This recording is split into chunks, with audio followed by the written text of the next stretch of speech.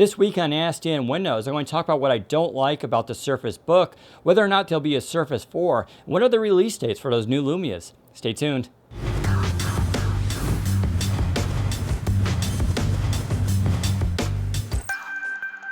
The Lumia 950 and 950 XL both have AMOLED displays and they support glance. Even low-end Lumias do. Why hasn't Microsoft done the same with the Lumia 730? So this question comes up a lot, and so glance isn't just a feature you can just turn on or off. It actually requires a display with memory in it. So the memory is in there to hold that information and keeps it static on the screen. Not all displays have this. For instance, the Lumia 930 and Icon famously do not have glance because they don't have display memory. It's actually an extra component. It costs money. So this really comes down to a value thing. Now, as these parts have become cheaper, Microsoft is bringing features down to the lower price tiers, and they've done this previously for things like PureView as well. So I do suspect as we go forward, we'll see glance on more phones, but since the Lumia lineup is now shrinking, we'll have to see actually what happens. But that's your explanation. It's actually a hardware issue and ultimately cost. Do you know if Microsoft is planning on making options available to turn all app tiles transparent?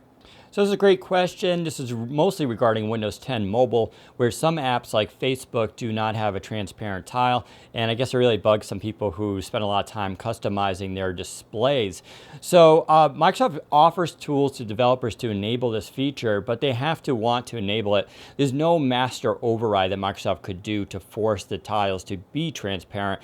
So because of that, it's really up to the app developers to make this happen. Hopefully, as more people download these apps and make their voices heard, developers will enable it. But I imagine some devs actually just like having a solid color, and that's just something they'll have to stick with. So it's up to the developers, but you can let them know, and hopefully they'll change things. If Windows 10 Mobile fails, will you switch to Android or iOS? So it's actually asked this question on one of the earlier episodes of Ask Dan, and I'll repeat here that I like Android devices for their hardware and I find them interesting, but ultimately if I had to pick a phone, I'd use an iPhone if Windows 10 Mobile fails. Now, I don't actually believe Windows 10 Mobile will fail. Like I said before, Microsoft has a lot riding on this paradigm that mobile actually exists. I think it would be very difficult to do the Universal Windows App Platform and not have mobile. But I mean, worst case scenario, and this whole thing falls apart, sure, I'd actually use an iPhone, mostly because I like the stability. I find iPhone, as I said before, extremely boring, but it just works and there are a lot of apps there. So I'm older now. That's what happens. Odds of future voice commands from the Band 2 when paired to Android devices with Cortana. So in my Band 2 review, I mentioned how on Android and iOS, there is no Cortana support, so there's no voice commands and there's no text replies. That's actually like a hardware driver thing, and it has to do with the fact that Microsoft obviously has deep access on Windows Phone and can enable those features. I've spoken to people off the record with Microsoft before, and they're definitely exploring this issue. I think it should be sort of obvious, too, that they would like to have these features on iOS and Android, but it's a technical problem that they have to solve, so they have to sort of figure this out and maybe even hack their way around it. It's not too clear. Fingers crossed. They're definitely exploring it, though, and that's all we can say at this time. What, if anything, would you want changed on the Surface Book based on your usage?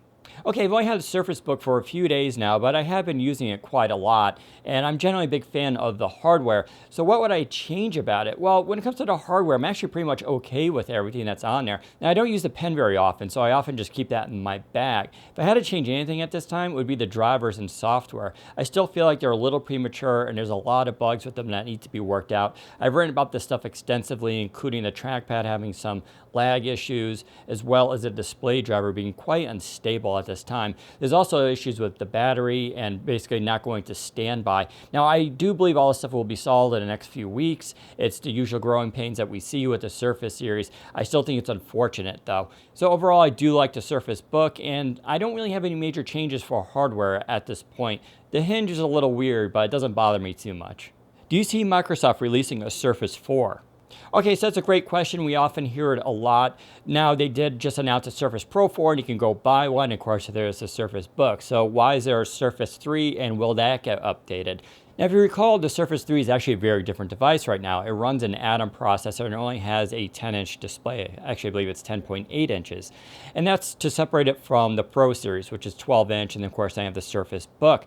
So Microsoft has a clear linear system here for the Surface series. Because of that, I definitely believe the Surface 3 will continue with a Surface 4. And if we go by their plans, we'll probably see an update later in the spring. At that time, though, I do expect to possibly change from an Atom processor to the new Core M processor, which is sort of what's actually being used in the Surface Pro 3 right now in the low-end version. So that change could happen. You would also probably see an update with the display resolution and some other features, but I would bank on it happening, but not probably for another couple months. Have you heard any rumors when the Lumia 950 and XL will be released in the US from the Microsoft Store? All right, I know a lot of people are interested in 950 and XL and release dates. Microsoft's been pretty coy onto when those are actually happening. And the reason for that is complicated. Obviously, one, the phones aren't even finished yet. As far as I know, no reviewers have them yet.